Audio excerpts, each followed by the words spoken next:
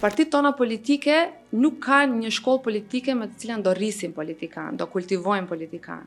Po jemi mësuar që të kemi një one-man show, një ministër për gjitha dikasteret, ekspert për gjithçka, gjë që është e pamundur. Politika nuk ka nevojë për njerëz që duan të bëhen dikush, po për njerëz që duan të bëjnë diçka. Sipas teje, ka një moshë kur një person duhet të futet në politikë? Ose sipas teje cila do të ishte idealja mosha?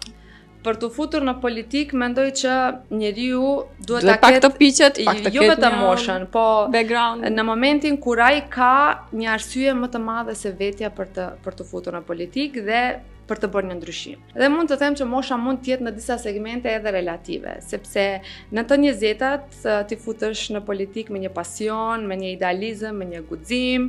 Është një moshë e shkëlqyer për të mësuar, për të ndërtuar, dhe këtu unë çdo herë dua të cek atë që partitë tona politike nuk kanë një shkollë politike me të cilën do rrisin politikan, do kultivojnë politikan.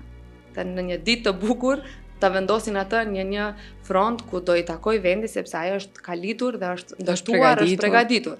Po jemi mësuar që të kemi një one-man show, një ministër për gjitha dikasteret, i njëjti profil, edhe disa të tjerë që nuk i kemi njohur as pak. Ekonomist, ekspert për gjithçka, gjë që është e pamundur. Pastaj kjo mosha në të 30-tat ke më shumë përvojë, më shumë qartësi se çfarë don, dhe ndoshta je në atë stad për të futur aty posti le të them. Pastaj kjo e 40-tave është më pas kur them që më shumë ke ndikim, me përvojën dijen që ti ke absorbuar gjatë jetës dhe si të tillë ke njohje dhe qasje më të thella për të lënë një gjurmë apo për të qenë vula e kohës dhe si lokomotiv për gjeneratat e ardhshme. Por gjithmonë duhet pasur parasysh diçka, që politika nuk ka nevojë për njerëz që duan të bëhen dikush, po për njerëz që duan të bëjnë diçka.